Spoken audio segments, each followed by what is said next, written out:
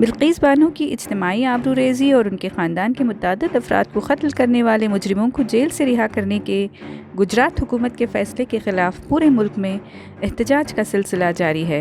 सरकर्दा समाजी कारकुन इंसाफ की खातिर इस संगीन कत्ल के ख़िलाफ़ सदाए एहतजाज बुलंद कर रहे हैं।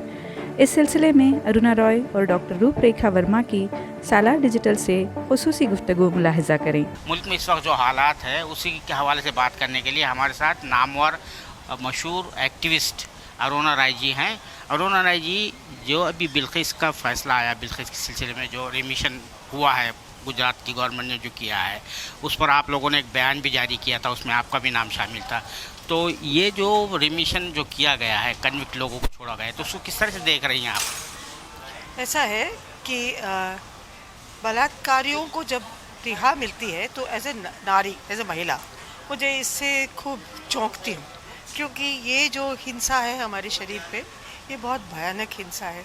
और मुझे लगता है कि क्योंकि प्रूव्ड है कि ये तो कन्विक्टेड हैं, तो इनको आज़ादी के दिन छोड़ने से हमें एक मैसेज मिलता है। वो मैसेज ठीक नहीं है। वो लगता है कि उस दिन किसको रिहा करना था, ऐसे लोगों को जो हमारे शरीरों पर हिंसा करते हैं।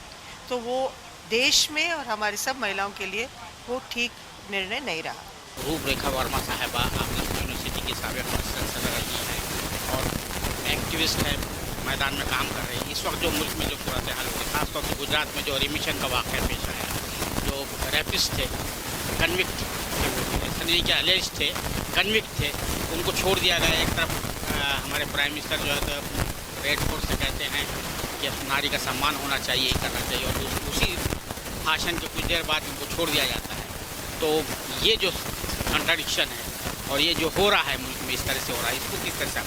देखिए, हम लोग तो बहुत ही गहरे अंधेरे दौर से गुजर रहे हैं। जितनी भी हमारे देश की सकारात्मक चीज़ें थीं, चाहे वो वर्ग धर्म के लोगों का एक दूसरे की सहायता करके मिल के देश की तरक्की में लगना, मिल करके हम लोगों ने आज़ादी की लड़ाई लड़ी, एक का खून दूसरे के खून में मिला, और जाति प्रथा की बंदिशें ढीली हो रही थी, जेंडर इनइक्वालिटी की बंदिशें ढीली हो रही थी, वो सब धीरे धीरे ख़त्म हो करके जो प्रगति हो रही थी उसको उन्होंने फिर वापस हमें मिडिल एजेस में पहुंचा दिया है। और इस समय तो आलम ये है कि एक ख़ास धर्म के, ख़ास जाति के लोगों के हर अपराध इस समय माफ़ हैं, और हमारी अदालतें भी कुछ ऐसा काम कर रही हैं मानो कि वो सरकारी मुलाजिम हो और वो ऑटोनोमस आज़ाद इंस्टीट्यूशंस ना हो। मेरे ख़्याल से अपराध को इस समय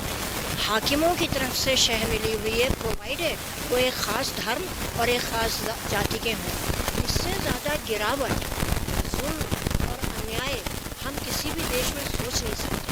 अफसोस ये है कि आज ये हमारे अपने देश में हो रहा है, और इसलिए ये बहुत तकलीफ़ की बात है।